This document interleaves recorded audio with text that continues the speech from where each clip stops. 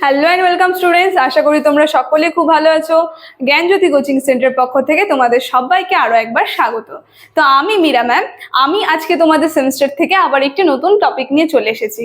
আজকে আমি যেটি নিয়ে আলোচনা করব সেটা হচ্ছে তোমাদের বাংলা বিষয় থেকে বৈষ্ণব পদাবলী থেকে একটি পদ, সেই পদটা নিয়ে আমি আলোচনা করব। দেখো, পদটি আমি বোর্ডেই লিখে দিয়েছি যে সুখে লাগিয়া এঘর বাঁধিল অনলে পুড়িয়া গেল। ঠিক আছে, তো এই পদটি নিয়ে আমি আজকে তোমাদের সঙ্গে আলোচনা করব। আলোচনাটি শুরু করার পূর্বে তোমাদের ছোট্ট করে একটা ইনফরমেশন দিয়ে দিই। দেখো, বোর্ডের কর্নারে তোমরা দুটো নাম্বার দেখতে পাচ্ছ। এটা হচ্ছে আমাদের জ্ঞানজ্যোতি কোচিং সেন্টারের অফিসিয়াল হেল্পলাইন নাম্বার। এখানে কিন্তু তোমাদের অনলাইনে ক্লাস করানো হয়, তার সঙ্গে তোমাদের নোটস দেওয়া হয়। তো তোমরা যারা যারা আমাদের থেকে নোটস পেতে চাচ্ছ বা আমাদের সঙ্গে অনলাইন ক্লাসে যুক্ত হতে চাচ্ছ, তারা এই উপরে দেওয়া নাম্বার দুটির সঙ্গে যোগাযোগ করে কিন্তু আমাদের সঙ্গে যুক্ত হয়ে যেতে পারবে। ঠিক আছে, তাহলে আমি আলোচনাটি শুরু করছি। দেখো, প্রথমেই বললাম আজকে যে পদটি নিয়ে আলোচনা করব সেটা হচ্ছে সুখে লাগিয়া এঘর বাঁধিনু অনলে পুড়িয়া গেল। ঠিক আছে, এখান থেকে তোমাদের এইভাবে কোশ্চেন আসে যে এটি কোন কবি রচিত, কোন পর্যায়ের পদ, আর এই উদ্ধৃত অংশটির ভাব সংক্ষেপ আলোচনা করো। ঠিক আছে, দেখো প্রথম যদি আমি অ্যান্সারটা বলি, অ্যান্সারটা আমি মুখে বলবো, তোমরা একটু লিখে নেবে।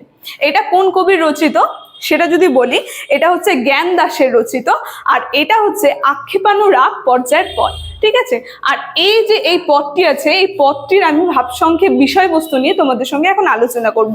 তোমরা সেটা একটু খাতায় লিখে নেবে। সেটা হচ্ছে চৈতন্য পরবর্তী যুগে এই একজন বিখ্যাত বৈষ্ণব কবি হচ্ছে জ্ঞান দাস। আর এই আক্ষেপানুরাগ পর্যায়ে আমরা দেখব যে কৃষ্ণের প্রেমের জন্য রাধার যে বিরহ, ঠিক আছে, রাধার বিরহ এটার মধ্যে উঠে আসছে। রাধারানী তার সমস্ত কিছু দিয়ে দিয়েছে, কিন্তু কৃষ্ণ কি তাকে গুরুত্ব দিচ্ছে না। এই যে রাধার প্রতি কৃষ্ণের অবহেলা, এই আক্ষেপানুরাগ পর্যায়ে কিন্তু একটা গুরুত্বপূর্ণ বৈশিষ্ট্য। ঠিক আছে, তো কৃষ্ণের প্রেমের জন্য যে রাধারানীর বিরহজনিত আক্ষেপ কিন্তু এই পদটির মধ্যে ফুটে উঠেছে। দেখো, এই পদটির মধ্যে যে এখানে যে পদটির মধ্যে যে আলোচনা করেছে, নানা ধরনের উপমা দিয়েছে। রাধার নিজের মনের যে বিরহ, সেটা নানা ধরনের উপমা দিয়ে কিন্তু তিনি বিশ্লেষণ করেছে। দেখো, যেরকম বলেছে যে এই পদে নানা উপমা দিয়ে নিজের বিরহ কথা প্রকাশ করেছে রাধা। যেমন বলেছে, কৃষ্ণকে ভালোবেসে সে হয়তো সুখ পাবে ভেবেছিল, কিন্তু ঠিক তার উল্টো হয়েছে, তার জীবন আরো দুঃখ কষ্টে ভরে গেছে।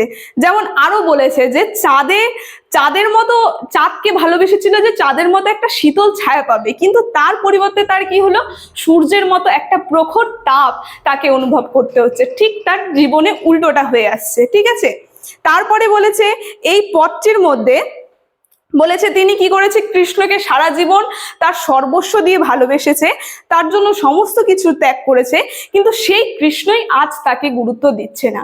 এগুলো কিন্তু আলোচনা করেছে এই পদটার মধ্যে। তারপরে আবার বলেছে যে এগুলো সমস্ত কারণের জন্য কিন্তু তিনি কৃষ্ণকে দোষারোপ করছে না, এগুলো সমস্ত কারণের জন্য কিন্তু তিনি নিজের ভাগ্যকে দোষারোপ করছে।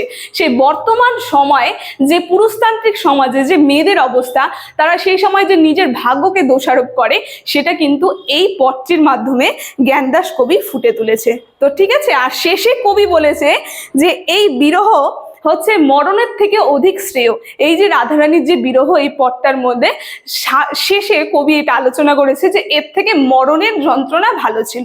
তো এই পদটির মধ্যে দিয়ে আমরা দেখলাম যে রাধারানীর হৃদয়ের বেদনা এবং বিরহের আক্ষেপ কিন্তু এই পদটার মধ্যে ফুটে উঠেছে। ঠিক আছে, তো আজকের আলোচনার বিষয়বস্তুটা এতটুকুনি ছিল। আলোচনাটি আমি এখানেই শেষ করছি। আশা করি তোমরা বুঝতে পেরেছো। ভিডিওটি যদি তোমাদের ভালো লেগে থাকে, অবশ্যই like, comment, share and subscribe করে দেবে। Thank you.